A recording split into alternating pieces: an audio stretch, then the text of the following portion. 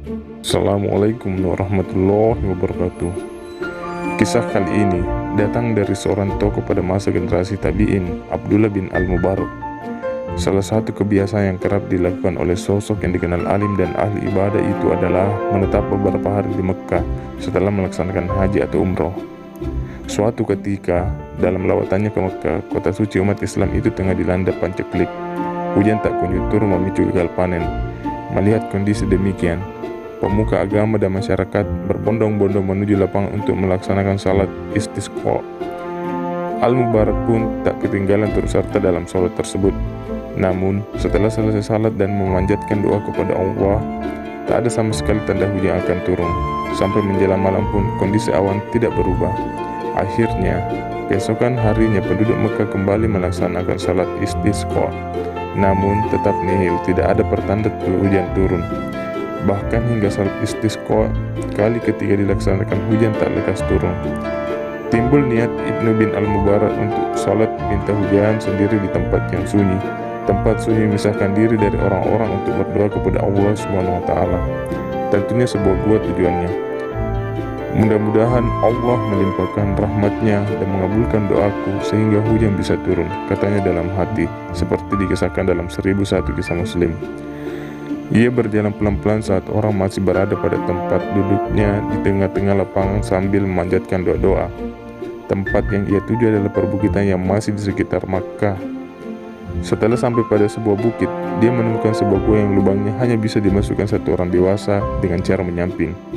Ibnu Al-Mubarak mengintip sedikit mengetahui apakah di dalam bisa digunakan untuk sholat. Setelah mengetahui ruang dalam gua lapang, akhirnya dia memutuskan untuk masuk dan salat istisqa. Namun, baru saja Ibnu Al-Mubarak masuk, tiba-tiba pemuda berkulit hitam masuk ke dalam gua. Dari pakaian dan penampilannya, memang pemuda ini seperti seorang budak. Entah sengaja atau tidak, meski mengetahui di dalam gua sudah terdapat orang, pemuda itu tidak menyapa atau mengucapkan salam layaknya orang yang beriman. Sang pemuda malah cuek dan langsung menunaikan salat 2 rakaat. Setelah mengucapkan salam, ia meletakkan kepalanya di tanah dan berdoa, "Ya Allah, sesungguhnya mereka itu adalah hamba-hambamu. Mereka telah melaksanakan sholat istisqa selama 3 hari, tetapi engkau belum berkenan juga menurunkan hujan. Maka demi keagungan dan kemuliaanmu, aku tidak akan mengangkat kepalaku hingga engkau menurunkan hujan kepada kami." Beberapa waktu lamanya ia dalam keadaan seperti itu. Tiba-tiba awan hitam bergulung-gulung, kemudian hujan pun turun dengan derasnya. Lelaki itu segera mengangkat kepalanya dan keluar dari gua, berjalan menembus hujan tanpa berkata apa-apa. Ibnu Al-Mubarak tertegun melihat pemandangan itu dan segera setelah tersadar ia berjalan mengikuti laki hitam itu menembus hujan. Ia terus membuntutinya hingga memasuki perkampungan dan pemuda itu memasuki rumah yang cukup bagus. Ia duduk diam di depan rumah itu beberapa waktu lamanya sampai seorang keluar. Ibnu Al-Mubarak berkata, "Rumah siapakah ini?" Lelaki itu berkata, "Rumah Tuan Fulan bin Fulan. Bisakah saya membeli budak darinya?" kata Ibnu Al-Mubarak lagi. Lelaki itu kemudian berkata, "Bisa dan silahkan masuk." Sang pemilik rumah menemui Ibnu Al-Mubarak sambil membawa seorang budak yang bagus wajahnya dan tampak cekatan. Tapi ia berkata, "Aku tidak menginginkan orang ini. Apakah engkau mempunyai budak lainnya?" "Baiklah," kata sang pemilik rumah sambil memerintahkan untuk memanggil budak lainnya. 1 atau 2 orang budak lagi ditunjukkan, tetapi Ibnu Al-Mubarak berkata, "Aku menginginkan yang lainnya. Apakah engkau masih milikinya?"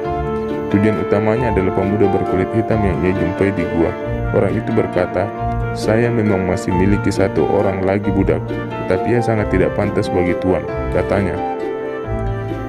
"Mengapa?" tanya Ibnu Al-Mubarak. Orang itu berkata, "Karena dia seorang yang pemalas. Tuan tidak akan memperoleh manfaat apa-apa darinya." Ibnu Al-Mubarak berkata, "Bawalah dia kemari, aku ingin melihatnya." Budak itu segera didatangkan dan memang lelaki hitam yang ditemuinya di dalam gua tersebut. Tampak kegembiraan di matanya dan segera ia berkata, "Aku rida dengan orang ini, berapa engkau ingin menjualnya?" Orang itu berkata, "Saya dahulu membelinya 20 dinar, tetapi sekarang tidak laku walaupun hanya 10 dinar.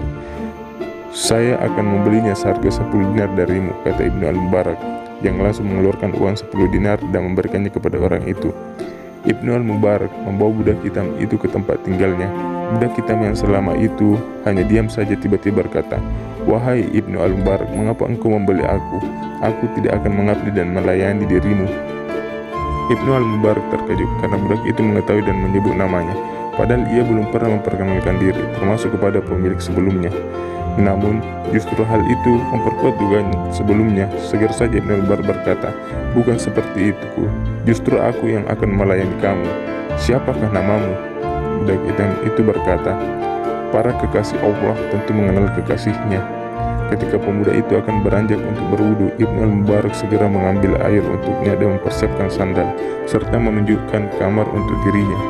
Di dalam kamar, lelaki hitam itu salat 2 rakaat.